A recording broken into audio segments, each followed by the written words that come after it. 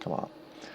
Hey there, Detroit sports fanatics, and welcome to episode 216 of the Michigan Sports Truth on Spreaker, the show that actually gets it right and reveals the truth instead of just being honest with lazy opinions. I'm Taylor Phillips. I'm live from my basement apartment office. I'm live from my basement apartment office in the northern outskirts of McBain, Michigan. You can follow me on Twitter at DT2Phillips, and with me on Facebook Messenger audio from the state of Georgia, as always, is my co-host, Ed Smith. Thanks so much for being on here with me. How are you? Doing very well, Taylor. It's kind of weird how quickly a few minor changes can alter everything that's around us. In the span of the last week, we've gone from seeing a team from Cleveland, Ohio, winning a World Championship, amongst other things, and a lot of other crazy scenarios. We now see that Derrick Rose is a member of the New York Knicks, and even more crazy news, Roman Reigns has been suspended and Dean Ambrose is WWE champion. So it's definitely a weird time to be alive at the moment. But, let's get down to business, shall we? Yeah, before we do, the Cleveland Cavaliers, they came back from down 3 games to 1 to finally win their first NBA title in franchise history. How about that? Not only that, it was, of course, it was the first championship won by a major sports team in the city of Cleveland since 1964. The days of Jim Brown. We're talking 52 years here. For all those heartaches, all those setbacks, all those sufferings and heartbreak and just pure agony and torture that those fans had to go through for this decade upon decade drought, it finally ended, finally culminated, climaxed, if you will, with a barn burner of a Game 7 on this past Sunday between the Cavaliers and the Warriors. And by the way, let's not take into we got to take into the fact here consideration. Not only did the Cavs become the first team to ever come back, and not just come back from 3-1 deficit in the finals, but also win the whole damn thing, and also become the first road team to win a Game 7 in the NBA Finals, the Washington Bullets. Long ago, I want to say, 60s or 70s, it was one of those periods, forgive me at the moment, but they did it against a team in Golden State that, without question, undeniably had the best regular season in NBA history, beating having 73 wins, beating the 72 wins mark of the 96 Bulls, but also had the Coach of the Year in Steve Kerr, even though he missed the majority of the season due to complications with his back problems, and not to mention the reigning MVP, Steph Curry, wins it back-to-back while also becoming the first ever unanimous MVP. So, your mileage may vary on whether you thought that was well-deserved or not, but still, it is what it is. So all of that was coming on, and the fact that they did this, they had tremendous success with not just their stars, the Splash Brothers, and the role players like the Draymond Greens and Harrison Barnes and the John Livingstons and Andrew Bogut's and so on and so forth. It goes on and listed down and down and down. The big reason why they won the title last year, big reason a lot of people thought they were going to do it again this year. It got to a point where you would think, hey, Game 7, everything's on the line. It's on your home floor, a place where you rarely lost, if ever, especially within the last couple of years. You would think, that's okay, we got this. But it was a combination of they really missed Andrew Bogut's presence, and in spite of, a tremendous effort from Draymond Green, Steph Curry, and Klay Thompson to extent, but definitely Steph Curry, they seemed to shrunk up in that big moment where everything was on bright and everything, the eyes of the world was on them. See what they could do to make a play for your championship. They didn't, and on the upper side, Cleveland did, whether it be the block from LeBron James on Iguodala late, which led, of course, the epic deep brief that Kyrie Irving hit over Steph Curry. And then, coincidentally, on that next possession, Curry, when everybody knows that ball is going into his hands and he has to shoot up a 3 to tie the game, who's defending him? Kevin Love. Kevin Love, who caught so much scorn and scrutiny from the media, from social media, and from fans about how much he seemed to be an underwhelming, almost basically an underwhelming role player in this series, stepped up and on the single biggest defensive possession of the season, if not his whole career or his life, he performed performs excellent lockdown, isolation, perimeter defense of the best shooter in the world today, and one of the best basketball shooters ever, in Steph Curry, forces up a prayer three and hits the mark. LeBron gets the rebound, and then hits free throw and another missed shot later. The curse is over, and the Cavs are world champs. So my hats off to them. A big hats off, absolutely, of course, to LeBron James. In my opinion, forever silencing his critics. He'll continue to have doubters, but I don't think he should have critics anyway for this. You brought a team back from the brink, from the absolute brink, to win a championship. It's this caliber of team, this historic team, do it on the road, in their place, while leading, literally leading the stat category for points, rebounds, assists, steals, and blocks. It was without question that he deserved a unanimous, as Adam Silver would put it, how ironic is that, Finals MVP award. It showed his chance to show everyone that, Steph Curry's got the attention, the glitz, the glam, and all of that, but there's no debate on who the actual, real best player in the basketball world still is, will be for quite some time, and that is LeBron James. So congrats to him, congrats to the Cavs, and congrats to the city of Cleveland. Yep, and LeBron James became the MVP. All right, I think we shall get down to business. We got a lot to discuss in terms of Michigan sports, and we'll start with the Red Wings.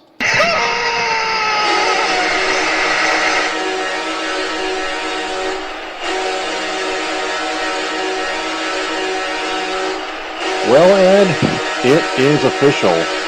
Pavel Datsyuk has announced his retirement last Saturday afternoon at noon. He is going to return to Russia. He told General he told the media. He told Ken Holland about that. He told Ken Holland for 3 years that he didn't want to stay in Detroit when he was signed to a 3-year extension back in 2013. Well then. Yep. Now, Jeff Moss wrote an article about the guilt of Pavel Datsyuk and the innocence of Sergei Fedorov. It's such a great article that Moss read. Just another one. Sergei Fedorov, according to Moss, according to a source, Sergei Fedorov wanted to return to Detroit, but he and Mike Ilitch somehow just did not coexist, and Ken Holland, in terms of Datsyuk, Ken Holland was saying that Holland said that he didn't think Datsyuk knew the rules,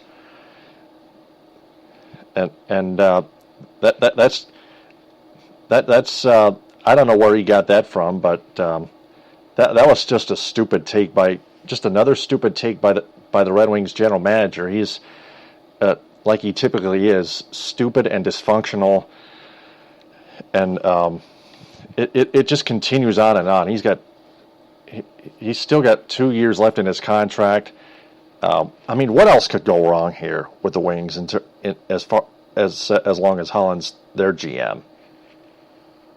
How about more continuous backdooring into the playoffs, only to get thoroughly embarrassed in the first round?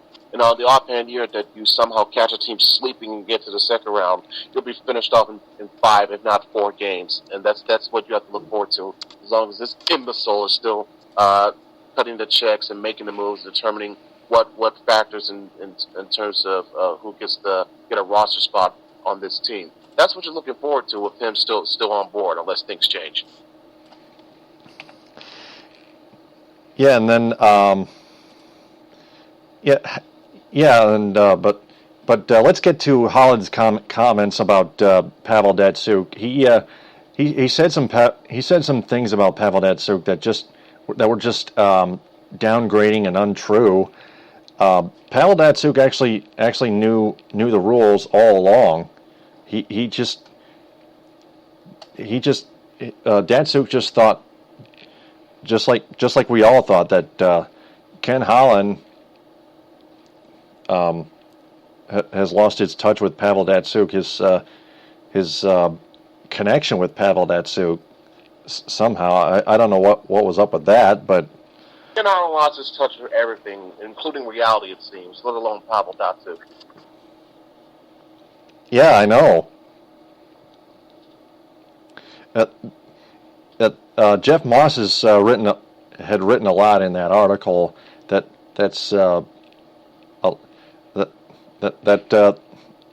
tells a lot about the Holland Datsyuk debacle and the Sergei Fedorov Mike Ilitch debacle. It's well thought out, yep. Well put together, very detailed, and enlightened with stories and sources and what is known in fact in detail here. So, not to mention the fact that Holland, with this looking, if he had said it to himself, okay, it's stupid, but at least he had his own privacy. But the fact that he apparently stated this quote out loud makes him even more of an idiot than anyone else gives him credit for. A tweet from Jet Brieger quoted Holland saying, "I don't think Pav knew the rules." Like, really? Datsyuk was well aware of this 3 years ago when he signed the damn contract, what his intentions initially were, and you couldn't catch on to it? Are you out of your mind? This reminds me in a way of what the situation was back with the Lions when everybody knew the impending nature of Ndamukong Suh's contract and whether it was very important to get him locked back up because there was a good chance you weren't going to get him back if he went to free agency. Well, what happened? Martin Mayhew and Tom Lawon, but mostly Martin Mayhew and the Lions organization, fiddled and twiddled and fumble screwed around until what happened? Suh up and left, as he's, more than freely able to do. No one's knocking him for that. It was most of the fact that stupidity or arrogance or whatever, a combined hybrid of both, blinded the Lions from what they needed to do, and it led to them letting the best defensive player they probably ever have in their entire history walk from them for free. Wasn't traded, wasn't cut. He flat out was able to just walk away, and that's on them. And there is a similar nature here. What with what's going on with Datsyuk and the Red Wings, even though there is, I think, more blame you can put on Datsyuk, but Ken Holland was fully aware, in my opinion, of what was going on 3 years ago. And if he's saying this now, he's either a liar or an idiot, or he may have some type of illness that's some type of amnesia, because that's flat out ridiculous. Don't you think I know that? Yeah, it's just it's just the organization falling apart right there because of all that. We can easily compare the Red Wings and how their how dysfunctional their general manager is compared to how Martin Mayhew and Tom Lawon, especially Martin Mayhew, their once GM that then fired when Mayhew and Lewin were fired, when Mayhew mistreated the Lions when he tried to improve the team. I guess that didn't work out. I guarantee you, if the Red Wings had stopped making the playoffs and we still seen this crap at least once or two more times, Holland would be out on his behind as quicker than you could say sassafras, basically. The fans would be chanting. They were doing, basically similar to what they did in the waning days of the Matt Millen regime, when they clearly wanted him out and couldn't wait to see him go. The fans aren't doing that as much, if at all, with Holland, because you're blinded by the dumb mystique of that stupid playoff streak. Let them miss the playoffs 1 year or 2 years in a row, and they can finally get to see up close how much of a dolt this man is and how he should not be in charge of running this franchise as his general manager anymore. Yeah, the best time for the Wings to miss the playoffs would be this upcoming season, and then the season after that. Now, keep in mind, those are the last 2 years in Ken Holland's contract, and it all boils down together to if the Red Wings miss the playoffs the next 2 years in the last two seasons of Holland's contract, we may see Ken Holland very well be on the hot seat, to say the least. I would say gone, because guess what? They'll probably do. This organization is so glib. They'll probably do the same thing that what they did in letting Babcock go. They'll let his contract expire. They'll talk about it. He'll think about it, and then at the end it'll come down to, yeah, it's time we part ways. So where it can come up is, yeah, he's leaving, but he won't be fired. I firmly believe that this is the same thing that could happen with Holland's contract if it comes around, and this team is nowhere near better in terms of making progress to get towards their actual goal, and that is winning Stanley Cups again, than what they are right now. If things don't change within 2 years, I can definitely see the team having that type of amicable split from Holland as they did with Babcock, which I don't think Holland deserves. I believe he deserves to be fired, probably now, but of course, but I don't think that's going to happen. So we're just stuck with him until his contract expires one way or another. When did you become so politically correct? Yeah, and here's more dysfunctionality from Ken Holland. According to Pro Hockey Talk on NBCSports.com, from NHL.NBCSports.com, Ken Holland makes an argument to keep goaltender Jimmy Howard. That's what was headline in this, because Holland said that Peter Mrazek, the number one goaltender, played 50 games last year, and Holland said the wheels came off a bit. Oh, man. And Howard saved their season. Oh, man. I disagree with all that. I disagree with all of what Ken Holland said about Peter Mrazek and Jimmy Howard. That is a bunch of bull crap. How in the hell could Holland say that? Is he trying to be an imbecile? Is he trying to get fired? Or is he trying to hold the winged slave for the rest of eternity? Did he not see the stretch of games where every time you look up and saw what Jimmy Howard was doing to start?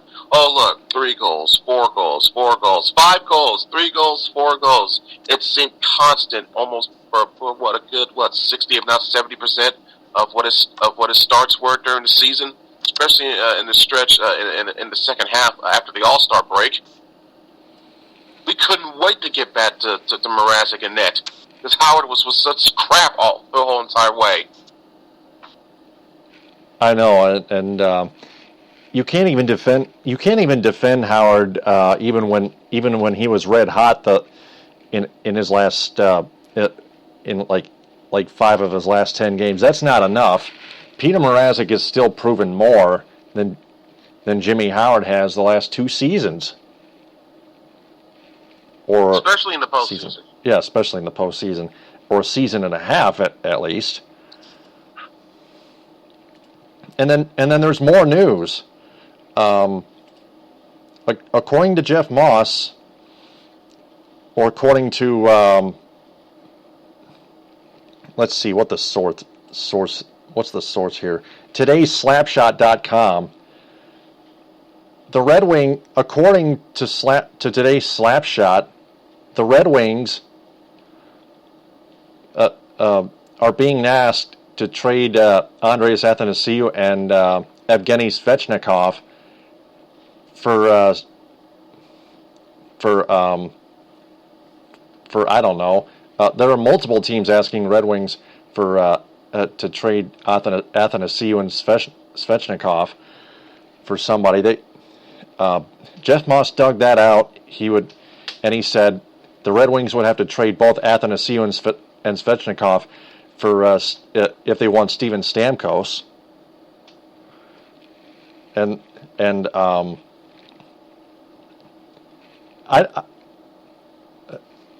I think Ken Holland would be crazy to do that. Steven Stamkos is I understand he's scored over 50 goals in at least one season, but the Red Wings need to add more youth to their roster. They can't just keep signing veterans and overpaying them. That's just not going to work. You got to find a way to make your own stars. You have some talent that's there, a nice little nucleus right there with the aforementioned Athanasiou. Also, guys like Anthony Math, Timu Pokinen, Tomas Tatar, Thomas Yurko, Dylan Larkin, of course. How could I forget him?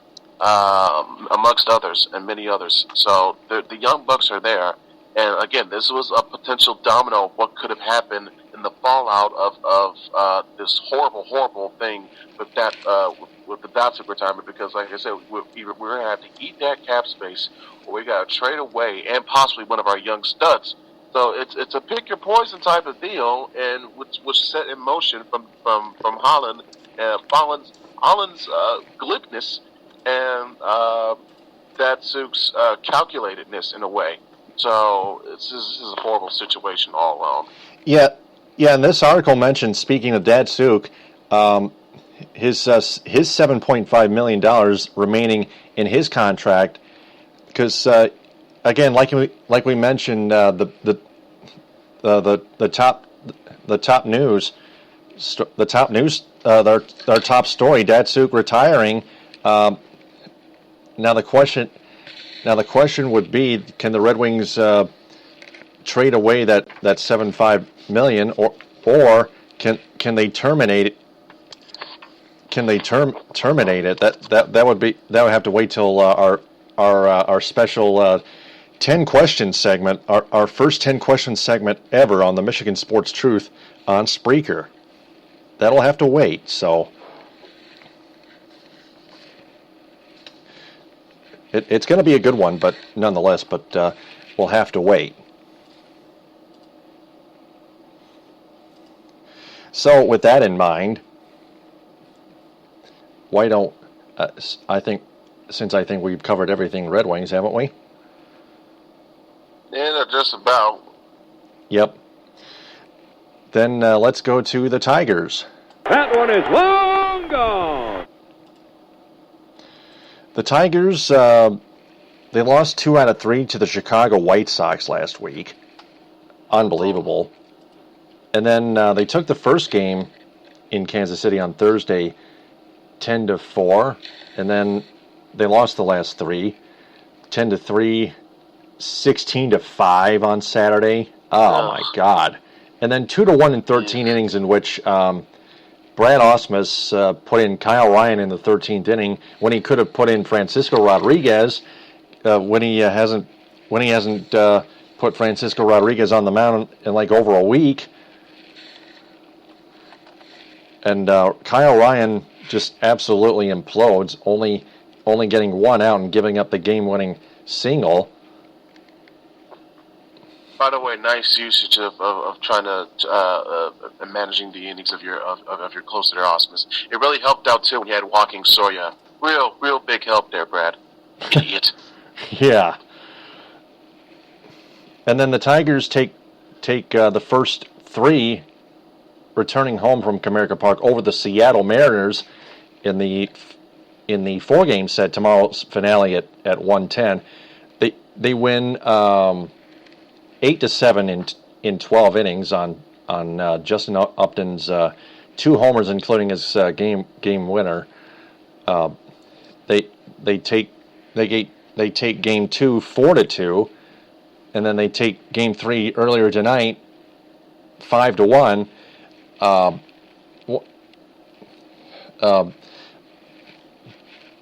First off, speaking of Brad Ausmus, he puts in Andrew Romine as a pinch runner in the bottom of the 9th for Miguel Cabrera, the best hitter in the game, like he has done so many times, like almost 10 times. Oh. And that would be like saying, hey, back in the mid-90s, the Lions had the ball on the 5-yard line. Yeah, we're going to take Barry out the game. You don't do that. No, absolutely not. And that was when that was when there were runners on first and second and nobody out in the bottom of the 9th, and then the next 3 batters just got out. It had nothing to do with the Romine, with Ausmus putting in Romine, but here's something that had to do with putting in Romine as a pinch runner. In the game went to extra innings. That maybe had a little to do with it, not nothing. So my mistake there. It had at least something to do with putting it. The threat fizzling had something to do with Andrew Romine being replacing Miguel Cabrera as a pinch runner on second, the lead runner. I get it. The Tigers need base running speed, but here's the thing: Andrew Romine struck out with the bases empty and 1 out in the bottom of the 11th when he was batting for Miguel Cabrera, the best hitter in the game. The best hitter in the game.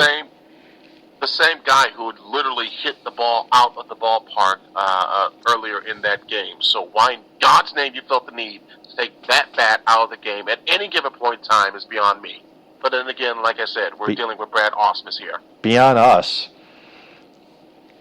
And then in Game 2, in the bottom of the 8th, when it was tied at 2, with the bases loaded and Victor Martinez, with runners on second and third, rather, with Victor Martinez on third, Brad Ausmus pinch ran him with Andrew Romine, guess who? Oh.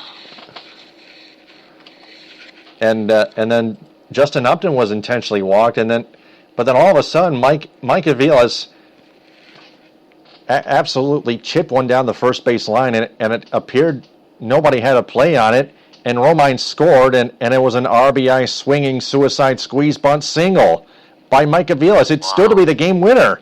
And then James McCann with the insurance sacrifice fly. Francisco Rodriguez, despite getting the first 2 batters out and then giving up back-to-back singles, he still got his 20th save finally after not pitching in over a week. He still had it in him.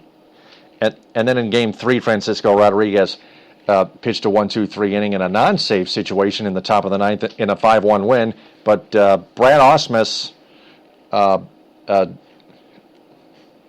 takes out Michael Fulmer, which I understand Michael Fulmer is only a 90-pitch pitcher, but he's only a rookie. I get that. But Michael Fulmer, I thought, was doing great for the first 4 innings. And then I don't know what the hell happened in the 5th. A single, a walk, and 2 hit, and then 2 consecutive hit batsmen scored a run with the bases loaded. That second one, and then Brad Ausmus just pulled him without even sending pitching coach Rich Doobie out there. That was the idea that I had in mind.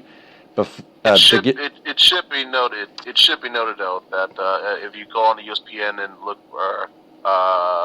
the update from Katie Strank, who covers the Tigers, it appears to be stated that Fulmer was pulled due to some dizziness or lightheadedness. Oh, no!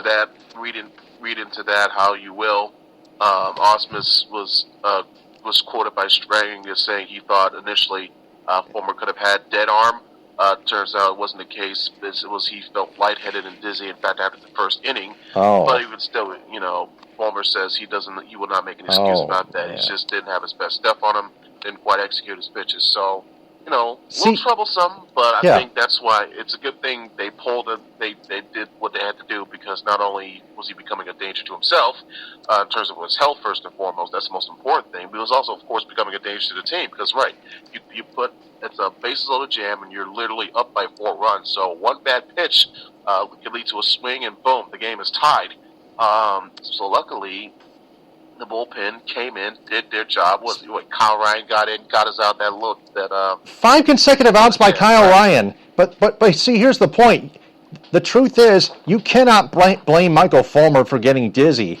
I mean, if Fulmer was getting dizzy by the time he hit that first batter, maybe there was actually a bit of a sign that he was already dizzy, and then Ausmus let him face the next batter, and he hit him with a pitch too. So again, I think you could have looked up, you could have found earlier signs to let you know and indicate something wasn't completely there with him. I don't know how they weren't able to catch that, which would have prevented him being out there for a prolonged moment of time here, which could have potentially hampered his condition, but hopefully it won't be that as the case. It was to get more results and updates on the situation. But in terms of that, I will say the bullpen did a very good job of stepping up. 4 guys came on and retired 15 guys in a row to end the game. quite impressive, knowing what the ongoing ups and downs that this bullpen has had throughout the first part of this season. So it was very nice to see him put out a good outing. And also, once we get to the offensive side of things, before we get to the obvious one, let's start with the fact that Miguel Cabrera, once again showcasing why he is the best hitter in the world, why you never, ever, ever, ever, ever, ever take his bat out of the game in any situation. Iwakuma, the visiting pitcher for the Mariners, he let the breaking ball hanging. I think it was the very first pitch back in the bottom of the first. And then Miggy just saw it and just hammered it like it was a practice tee, or like it was on a tee at batting practice. He hammered that ball, watched it fly, and that put us on the board, and we were rolling from there. It just goes to show you that you can never make one single mistake against a guy caliber of Miguel Cabrera, because he'll make you pay. Period. Point and simple. It's also worth noting that this game tonight occurred on, I believe, was Ian Kinsler's 34th birthday. So happy birthday to Ian on that. Not to mention, now we get on to the big offensive story, the big story tonight, period. Stephen Moya filling in for the injured J.D. Martinez as he recovers from the issue that he suffered after ramming his elbow into the wall in Kansas City, I believe. He'll be out for a number of time. 4 to 6 weeks. 4 to 6 weeks, potentially. With a fractured radial neck in his right elbow. Yep. That's got to hurt. Yeah, absolutely. Thanks for picking that up for me. Yep. So in the meantime, it's next man up, and so far, Stephen Moy is showing up. Not only he is next man up, he is next man ready. He hit 2 home runs tonight, by the way, and they both went opposite field. You know, he hit his first one to his power side, his natural side. He hit the left-handed, so he hit it to right field. And then for his second homer, he reached down and using his long length with his arms and whatnot, got that bat from the ball and pulled it. Well, I wouldn't say pulled it, but he shot it out to left field, literally the opposite side, and it had enough distance to get out and over the fence for a second homer of the night. So those 2 home runs were key because what it gave us proper insurance runs where we didn't have to worry about the bullpen maybe screwing it up. But the bullpen, they held their own, and the offense held their own. So usually when that happens, you're going to have yourself a winner, unless the manager is a complete doofus, which Ausmus has proven himself to be on more than one occasion. But it wasn't too much of a detriment here. By the way, this was a much needed win. In fact, these past 3 games have been much needed since the last time we've talked, Taylor. They've won a game against the Royals and the White Sox, but they've lost overall. They've lost the series. They lost 2 of 3 to Chicago, and they lost 3 of 3 straight, which meant 3 of 4 to Kansas City. So that's 2 of 5 in your last 7 before the start of this series against Seattle. So taking the first 3. Yeah, the good thing they've reeled off 3 wins in a row. Saw what I did there against the Mariners, but so at the very least, it keeps them, you know. It's not where they want to be right now in terms of games back in the AL Central, because the Indians, they seem to be fired up at what the Cavs did, trying to do some little Cleveland magic of their own. They're up now. They're tied with Baltimore for the second best record in all of the American League. They, of course, lead the AL Central right now with 41 wins, 30 losses. They're 3 games up on Kansas City, who is second, and who is then, thanks in large part to winning 3 out of 4 games of that series. They are now currently a game and a half up over the Tigers, who sits at 3rd place, 4.5 games back of Cleveland. So, again, the Tigers are 2 games over 500. They've won 3 in a row. So at the very least, they're a little bit back on track. And if you look at it at another way, in terms of silver lining, glass half full sort of deal, they are only 2 games out, two games out of the final wild card spot in the American League. So, if you don't have a plan A, you're always going to need a plan B. Sometimes a plan B to that plan B. So the Tigers' plan B seems to be win enough games, get us close to that second wild card spot, even though we probably want to be in that first one. But if it comes down to it, we can still have a chance to, in a play-in situation, put our best pitcher on the mound, whether it be Zimmerman or Verlander, and we'll roll the dice from there. I think that could be their mindset what the plan B could be. Get as close as you can to the wild card spot, and then find a way to be tied up by the last day of the year. Yeah, and by the way, both Stephen Moya's homers were off Hisashi Iwakuma. Usually a great pitcher, but this year he's struggling. He's 6-6. Got a 4+, had a 4+ ERA going into this game. He now has a 4.45 ERA. Thankfully for Brad Ausmus, thankfully for Michael Fulmer, Brad Ausmus pulled him due to dizziness. Fulmer still only has a 2.40 ERA. He only gave up 1 run due to 2 straight hit batsmen. The second one with the bases loaded. But Kyle Ryan, of all people, improving to 2-2. He got the win, especially because he retired 5 straight batters. He struck out 3 batters in that span in an inning and 2/3. His ERA is now decreased to 2.96. Good job on him for that one. Yeah, the rest of the bullpen threw a no-hitter the rest of the way earlier tonight. Wow. So moving forward, Daniel Norris is called up, and he starts tomorrow at 1:10 against Adrian Sampson. Adrian Sampson, 0-1 with a 7.71 ERA. If the Tigers put Aviles in Romine, which is probably expected, the Tigers probably will have to settle for like 6 or 7 runs against Sampson. At least 5. At least 5, yeah. Because Aviles and Romine really can't hit. Romine, his last at bat, struck out on 3 straight pitches in the bottom of the 11th when Ausmus put him in for Miguel Cabrera on Monday. But you know who is hitting? Justin Upton. Upton, yep.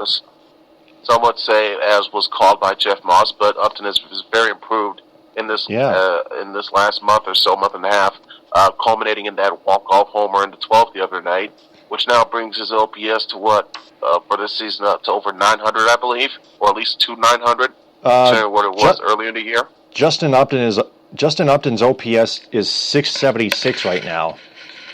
Oh, my apologies. I guess I'm thinking about what he's done in the last week or what he's done for June. Oh, okay, yeah, but good point. Last month of June. Oh, yeah, the month of June. Yeah. Same for Mike Aviles. He's been catching on in the month of June. Well, that's good. You need your other players to step up when one of your guys goes down. And what we're seeing here with J.D. Martinez's injury is opening spots and opportunities for other guys to prove their worth. Will be Mike Aviles. Cameron Maben, pardon me. Cameron Maben and Mike Aviles, or even what we saw tonight with Stephen Moya, gives those other guys to show up, show their work, show their mettle, and where it can lead down the road, we'll see. But for now, it's proving good dividends for the team. And here's another interesting piece of news here. Anibal Sanchez returns to the starting pitching rotation Saturday against the Indians. It's kind of a bold move by General Manager Al Avila and Brad Ausmus altogether. Anibal Sanchez has been better in the bullpen than he has as a starting pitcher thus far this year. He's trying to get back at.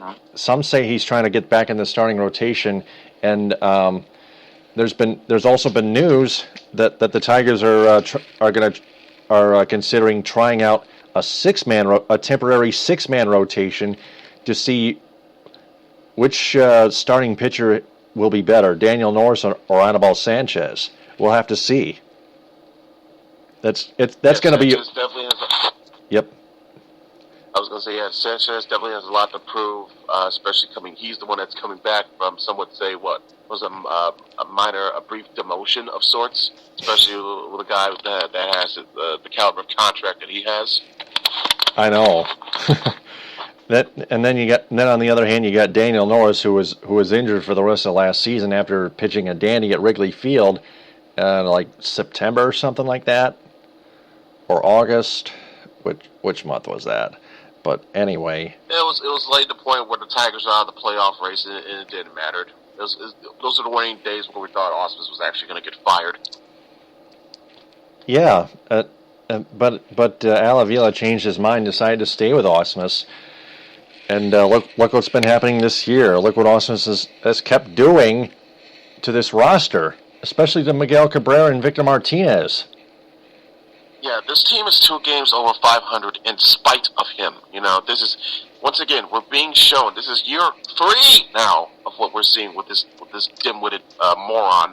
And what we're seeing is what we're getting. So it's only a matter of time where the inevitable happens, and we're going to have to part ways from him either through amicable nature or by force.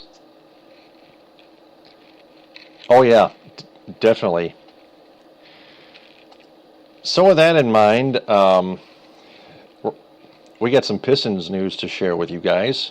Left sideline 3, and he answers. First off, the Pistons have traded point guard Spencer Dinwiddie to the Chicago Bulls for power forward and center Cameron Bairstow. We don't know what he's capable of. We'll have to see. But the second piece of news is they have, in the last week, they have worked out former Michigan State Spartan Bryn Forbes along with Max Hooper and Tyler Ulis. Now, the Pistons now in the recent past, Denzel Valentine. Some fans have been raving for Denzel Valentine to come to the Pistons. There's been an article that says Denzel Valentine would be a good fit for the Pistons, and then the Pistons considering working out Bryn Forbes, see what he's made of. Looks like 2 Spartans are actually considered coming to Auburn Hills. Thus far as far as we're concerned, it'll be a good story in terms of to write in terms of the local kid in college put on the show for the state. Damn it.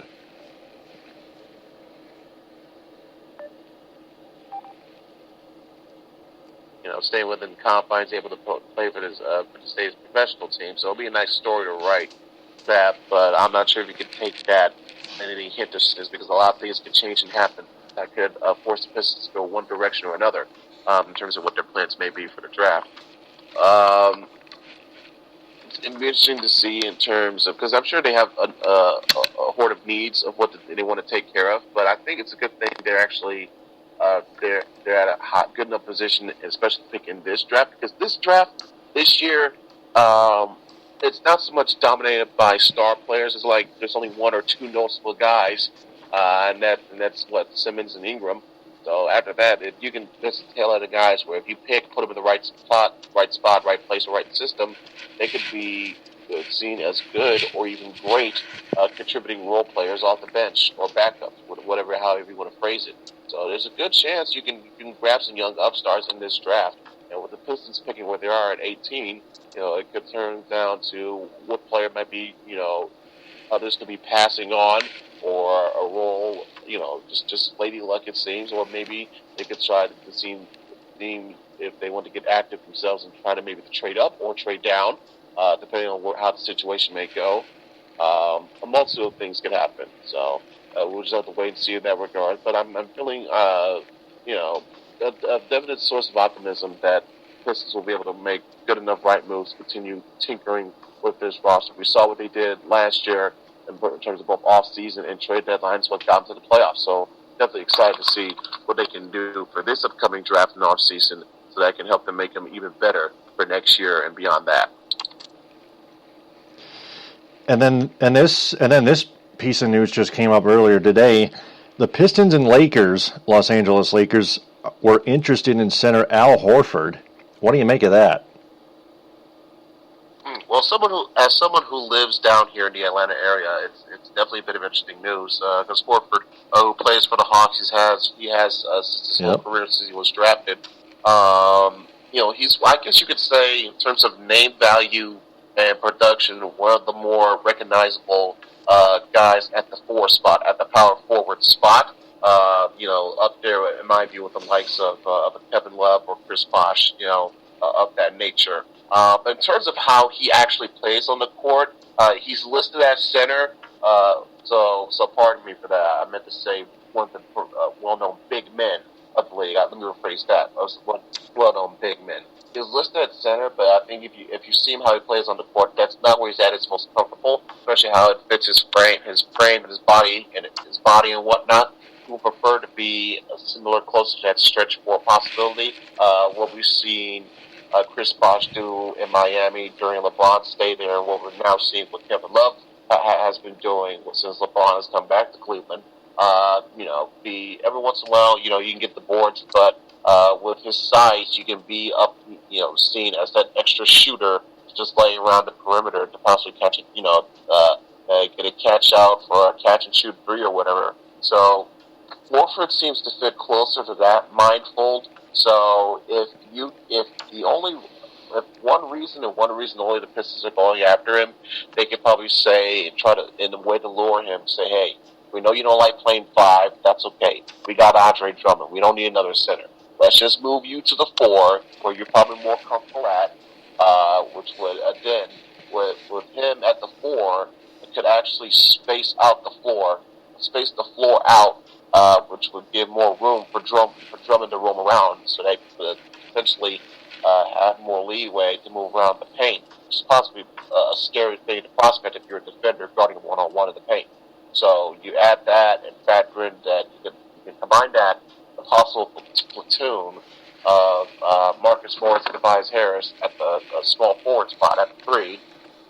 Gives you a very, not just a well-known and talented front court, but a well-depthed front court as well. Similar a little bit to how Golden State does their guards. You think about Curry and Thompson, but then again, here's Livingston and here's Barbosa. The Pistons potentially do that here at the wing spot, should they say were to be the team that would be fortunate enough to land Al Horford, because your big spot is taken care of. You get your big and you get a scorer. So your front court, your top two at the front court is set with Drummond and Horford. Now with the three spot, you can maneuver around it a little bit. You can do Marcus Morris here, Tobias Harris there, a little bit of Stanley Johnson even. The possibilities are endless with that. So you could see what Golden State's done with their guards, and also in a sense with their forwards too, with their threes. Harrison Barnes, even though he completely choked in the finals. I mean, my God, I haven't seen an offensive display that bad since James Harden in 2012. Good Lord. But when he's on, he's fine as well, as is Iguodala, the previous year's Finals MVP. He comes off the bench, believe it or not. But it's him, there's Iguodala, and of course what we saw with the guards with Livingston and Barbosa. The Pistons, they're trying to, I guess you could say, if they can replicate that formula a little bit, have a bit of a, not so much where you're dominating your stockpile, like you're turning it to a position of strength. Like, let's use football terms, and let's use comparison. Like, well, the Lions need to turn their D-line to a strength again. The Pistons don't need to do that. They just need to have reliable, well-known guys that you can plug in any spot, and they'll go out and contribute for you. You can start to do that with three, and eventually it'll trickle down to what you doing that with the guards. Especially if you draft one in this upcoming draft, and find a way to get one in either a trade or free agency. So there's little things like that, which is why I'm glad that they're keeping on and keeping together the dynamic of Stan Van Gundy and Jeff Bauer for the foreseeable future, because it's built this roster that we've got so far. It's yielding us good results so far. So let's see where it keeps us going. Yeah, definitely. I think the Pistons are actually doing the right thing and living the right lifestyle with the organization. I think just finding the right guys that can get the job done and not getting too big of superstars has been their philosophy, which is the right thing to do. The NBA draft, by the way, is at 7:30, I believe. You're 7:30 or 8 on ESPN. It's at the bottom of some hour. It's 18 hours and 27 minutes away.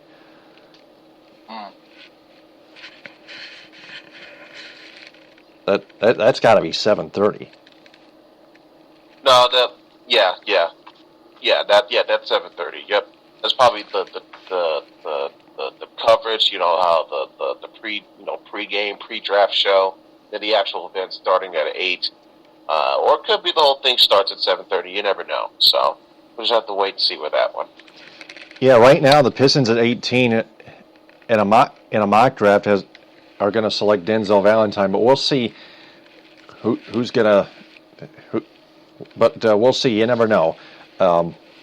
Anyway, that's going to be another one of our 10 questions tonight. But moving forward, let's go to the Detroit Lions. Touchdown, Detroit Lions! We got a couple stories to share with you, including Amir Abdullah. First, he says he's actually better after getting hurt. He got injured for the rest of the last season. He suffered a shoulder injury in the final month of last season. Had shoulder surgery, and he averaged 4.8 yards per carry.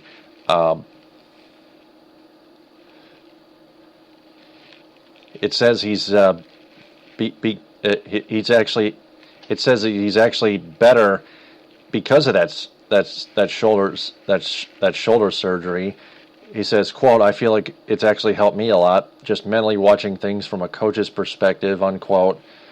I think Amir Abdullah is just trying to motivate himself mentally, don't you think?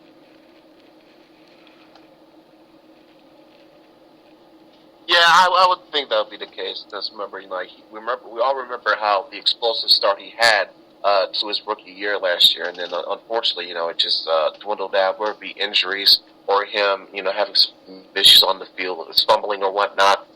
So he's looking to find a way to build upon that, to have even better second year. I'm trying to avoid that sophomore slump, and at the same time, improve so much more on what he did on his rookie year, which would be very quite nice to see. If I don't mind saying so. He could be right also. I don't remember seeing so much of a detailed injury report for what could have been ailing him physically during last year. But that was one reason. Okay, I hope he's over it now, past that now. New year, new chance. Body's well rested.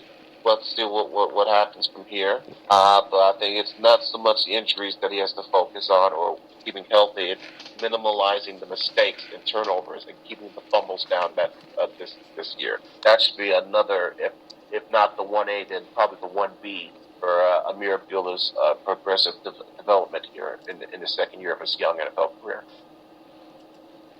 All right, the other piece of news that I want to discuss with you is Matthew Stafford's quote: "The Lions will be tougher for defenses without Calvin Johnson." That's oh God. I think Matt Stafford's going a little over the top with this one. I mean, they still got Golden Tate. They signed Marvin Jones. They got Eric Ebron, Theo Riddick. They even use Amir Abdullah, the aforementioned Amir Abdullah as a tight end and such. They got T.J. Jones returning. They even have Brandon Pettigrew, of course. But does that mean the Lions are tougher for opposing defenses? I don't think so. No, especially the fact when you no longer possess a guy who's 6'5" and can jump out the gym, who commands so much attention around the goal line that sometimes he's doubled right there at the line of scrimmage at the goal line of all places. No. When you take away that factor out of your offensive equation and your playbook and your strategy, and then of course, defenses sigh in relief. They're like, "Oh, thank God we don't have to go through that anymore." So, no, Matt, Yeah, I think Matthew Stafford's getting a little too cocky, don't you think? Don't you think I know that? Not so much. It's cocky. I think it's more so, it's to not publicly say anything criticizing or bad about the team. I think it's more so not saying anything in a negative term about the team. Yeah, just try to stay positive as a Lion, right? Exactly. And it just comes off as something very idiotic to say. Yeah, especially when you're playing for a team that has never won a Super Bowl, hasn't won a playoff game in almost 60 years, going on 58 right now. Has won one. One playoff win. One playoff victory. Oh yeah, Yeah. yeah, It yeah. feels That's like right. You've zero. run one playoff game win in 58 plus years. Soon to be 59 if the Lions don't make the playoffs again this upcoming season. And I have a good feeling they won't. Yeah, because Matthew Stafford just can't handle the truth. You can't handle the truth. It's again not so much on him. And like I said, it's not that he can't handle it. I think he's well aware what struggles and what hurdles could be holding his team back. It's just he tries not to dwell on the negative aspect. Try to be more optimistic of it. But I think this is a very supreme case of over-optimism. Yeah, that's kind of what I meant right there. Yeah, I know he's aware of it, but it was worded differently. But he's trying not to let it sink in because he can't handle it. That's the point. Yeah. I think there probably a slight, disagreement there. I think it's not he can't handle it. He just knows what not to say. It just comes off as something different. It can be misconstrued as something different. Yeah, he tries to hide it. Yeah. I think he's young enough to know what is able to differentiate to what he can and can't handle. It's just he just said something and it just came out the wrong way. Right. So we got one more piece of news, and it actually has something to do with college football. Touchdown, MSU! Michigan State Spartans football offensive guard Brandon Clemens was granted a 6th year of eligibility by the National Collegiate Athletic Association. How interesting is that, Ed? Well, was there a particular reason why he was granted eligibility? Then it could have been the case that he was redshirted. He was trying to come back for his 5th year, and he got injured early on, or was it something had to do some type of other work that prevented him from competing and such and whatnot? Was there any reason why? If any one of those reasons played a factor, then that wouldn't surprise me because sometimes other special circumstances can lead into determining what one could get in terms of how having either the eligibility extended or left as is and allowed them to move on to the next level, however they want to do it. So or at least I maybe it has something to do with his education, because the last line right here on MSUSpartans.com says Clemens is currently pursuing a 2nd degree in sociology. May not have, I don't know. That's I don't know, because if that's the case, wouldn't that fall under the whole grad transfer thing? So, it's rare to for me at least to see, we're granting you a 6-year eligibility stay at the same school due to educational purposes. I got to look up the back info about that because that would be quite a doozy. Yeah, that's like a first time for us to witness such a thing. Nonetheless, it's like giving you an extra orange wedge at the soccer game because you scored a goal. Yeah, in an arcade game. Wowzers. Ugh. Now comes the part where everyone is not expecting a marathon, but it's coming anyway. This is the first ever 10-question segment on the Michigan Sports Truth on Spreaker. You ready for this, Ed Smith? Ready as you are, Taylor, so just let him rip. It's time for the 10-question segment on the Michigan Sports Truth on Spreaker. Question number 1 of 10. Should the Red Wings terminate the remainder of Pavel Datsyuk's contract, or should they trade it? Now, keep in mind, that was a source that the Red Wings might terminate the contract of Pavel Datsyuk before he made his decision. So that could actually be better than trading it, because you want to save that money. I would say terminate it and eat it up. I mean, yeah, you want to eat it up, but again, like, how much more this country can this team eat up in terms of, oh yeah, here's another $7.5 million in dead money that you can't absolutely use, knowing what horrible albatrosses of contracts that you have to the likes of Nicholas Kronwall and Jonathan Eriksson, and to an extent Johan Franzen, you know what I mean? So, do you really want to add another to that, or do you want to try your absolute damnedest to get rid of that, free up some space, and trade it to someone else as much as you possibly can? So if that's there, you know, if that chance is still there, why wouldn't you try to take it? So if it means you got to find a team that's dumb enough to want to take that on, by all means, keep searching. Unfortunately, it could mean that we just have to trade away one of our young prospects, which is what you don't want to do.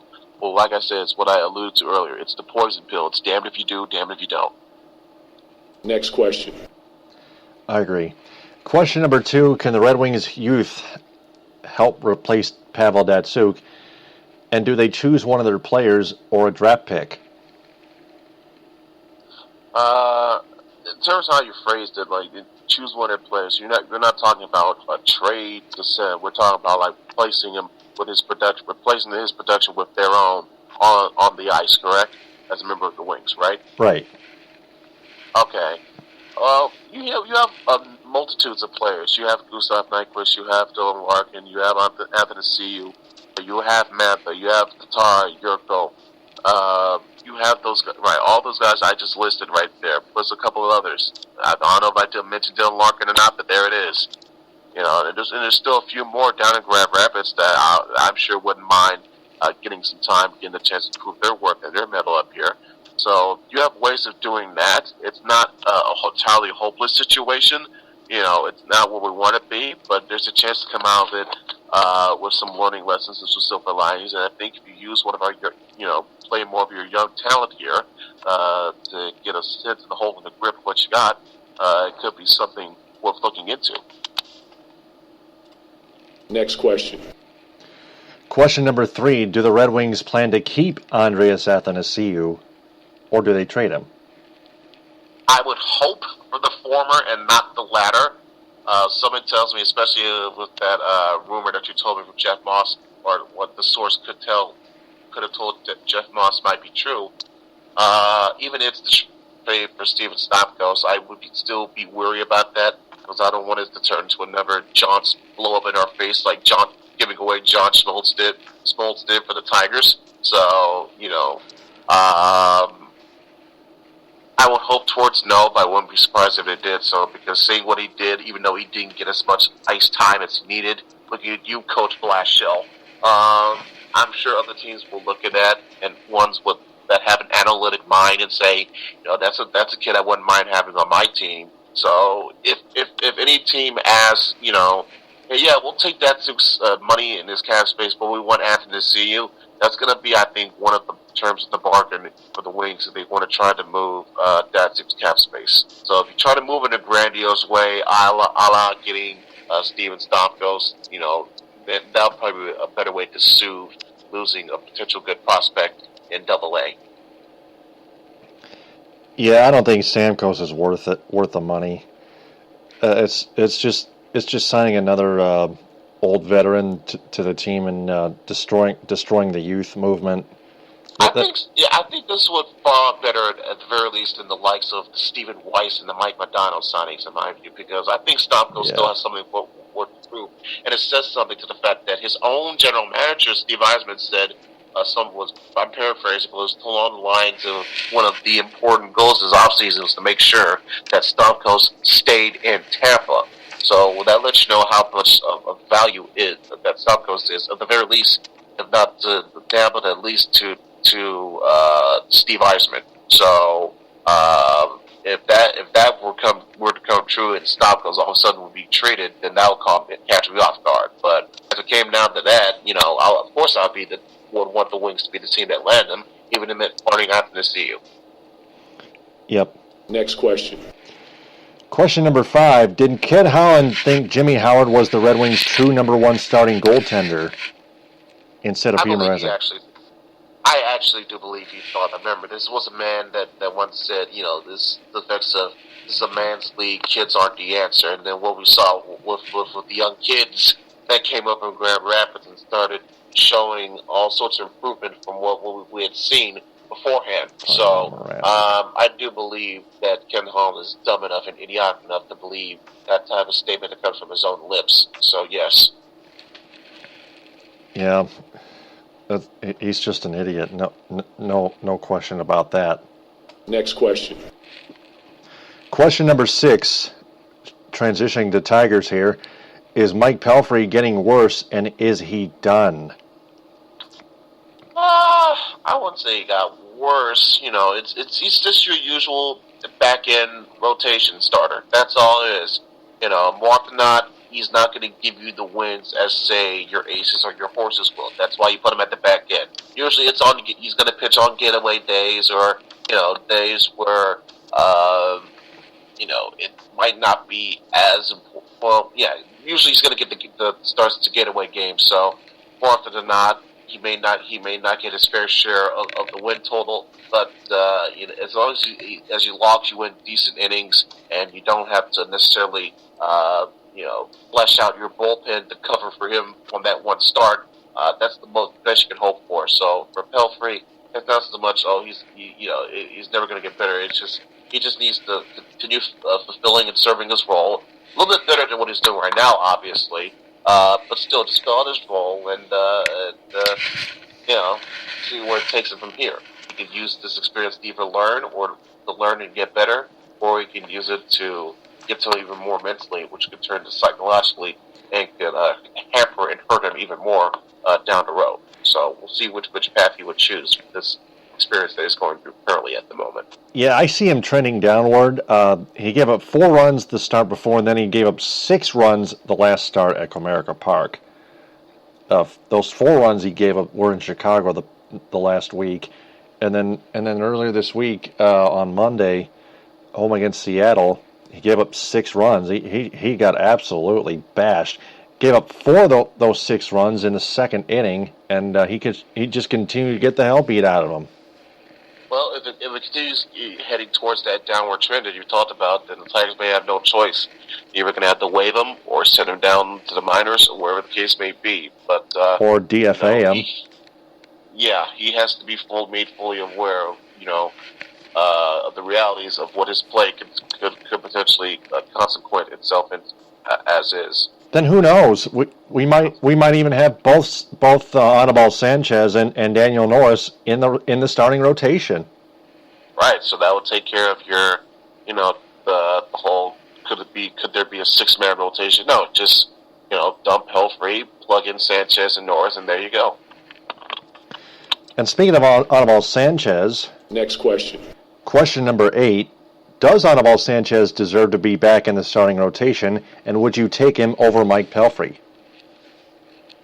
Well, like I said, in terms of today's economical way we look at things from a financial perspective, the amount of money that you're paying Sanchez and his contract in terms of length and years, there's almost a certain sense of obligation of, listen, we're only doing this because we're paying you this amount of money. So we can't be cheating our fans to an extent with not having you show up or not having you have your innings being severely diminished. But there's come a point where you got to perform, you got to earn that money to begin with. So with Sanchez, it's a little bit of he has to earn his way back into good graces. But at the moment, with the amount that they're paying him, I think he has a little bit of a reserved spot in that rotation one way or another. But his performance will determine how low or how high his seating and ranking will eventually become. All right, transitioning here. Next question. Question number 9. What can former Michigan State Spartan Bryn Forbes do for the Pistons? Give us good, reliable 3-point shooting off the bench. We saw explode in numerous games throughout the second half of the season last year for Michigan State. really started off in a nationally televised game against Michigan, and then it spiraled from there. So that's one thing you can get. You can think about one of the things that's completely been revolutionized is how teams shoot the three. If you get a good quality 3-point shooter to come off your bench for you, you're already one step ahead of the curve. So if there was a possibility that he either through the draft or through being signed as an undrafted free agent, that Forbes could come to Detroit, that would be the one positive that he can give you would be his ability to shoot long jumpers and threes from off the bench. Next question. And question number 10, is the Lions' offense tougher for opposing defenses for this forthcoming season forward without Calvin Johnson? I'd say no.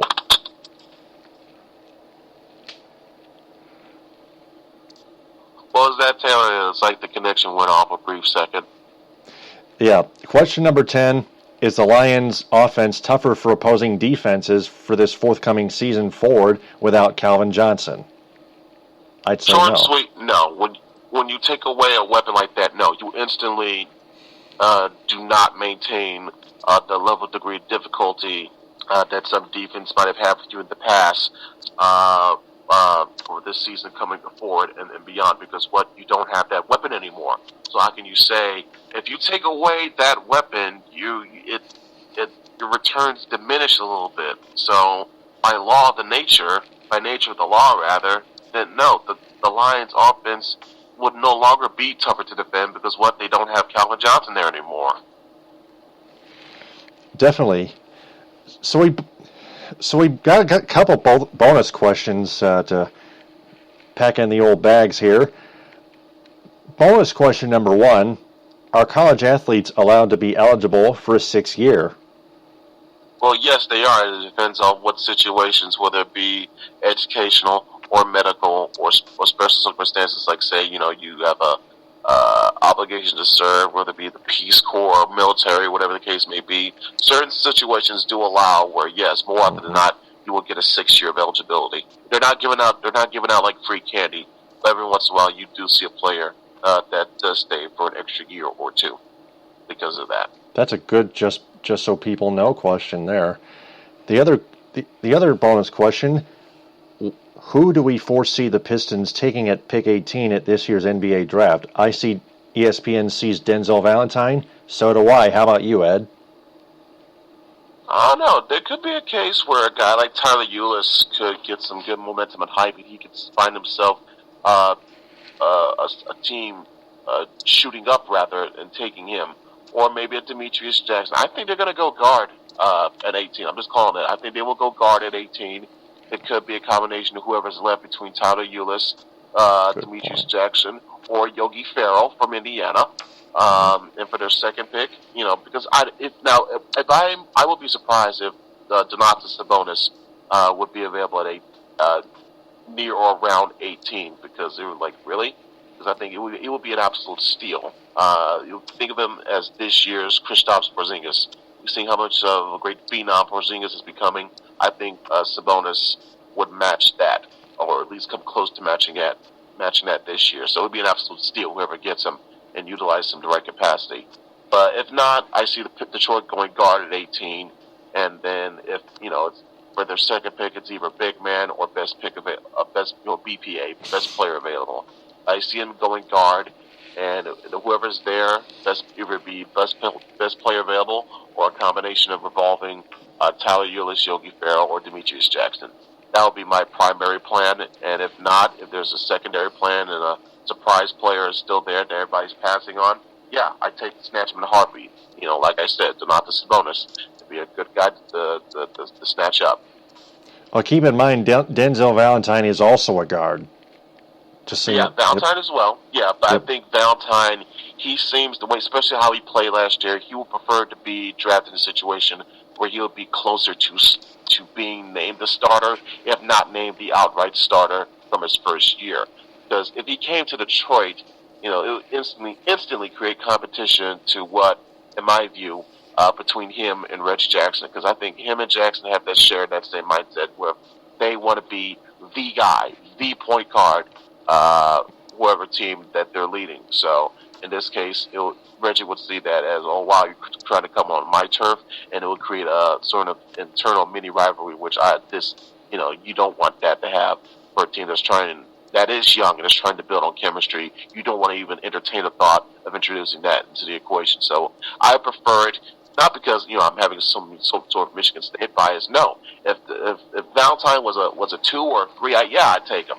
But because he's a point guard, and I think the way he played last year warrants him being drafted to a team that's going to start him at the point guard spot sooner rather than later, I would say no to the Pistons possibly drafting him and get a guy that'll be willing to contribute more off the bench, like a Farrell or a Jackson, or even a Ulyss. I was going to ask, following up, what if Denzel Valentine and Reggie Jackson were both on the court as point guard and shooting guard together? Well, it depends. I think it could be, do you want to move Davis Caldwell-Pope to have him coming off the bench, or you want to potentially risking disturbing that as well? That. Because between that, you got nowhere else to go. You can't put Valentine at the 3, even though it would be nice to say it in a pipe dream type of thing where, and it alludes to what I was saying earlier, trying to build that rotation of depth, that platoon rather. That's the word I was looking for. Build that platoon with your small forwards. Saying the hypothetical, if you got Al Horford, here's Morris and here's Harris. And if, add on for the sake of pie dream, add on Valentine, sure. But no, Denzel Valentine plays a point guard. That's where he wants to be at. So I would advise, if you're the Pistons, if you want to draft yourself a backup guard, I don't think Valentine will be the way to go. That's just my opinion. Damn it! All right, well, for all the listeners and fans out there, if you want to answer those 10 questions and 2 bonus questions altogether, just replay this episode and answer them in the comment bank below this episode. That wraps up episode 216, a long one, of the Michigan Sports Truth on Spreaker. Ed, thanks so much again for your help. I'll talk to you again on episode 217. Sometime either this upcoming this Sunday or the week after that. It depends on how big or little the news gets moving forward. Yeah, definitely. Appreciate it. I'm looking forward to it then. Take care, Taylor. All right, yep. Thank you. And you can follow Ed Smith on Twitter at EdSmith313. You can follow me on Twitter at DT2Phillips. That's D as in dog, T as in toy, the number 2, PHILLIPS with 2 L's. For Ed Smith, I'm Taylor Phillips. If there's anything you fans want more of or less of on our podcast, please let us know. We'll talk to you either this upcoming weekend or the weekend thereafter. TTFN, ta-ta for now. Bon appetit.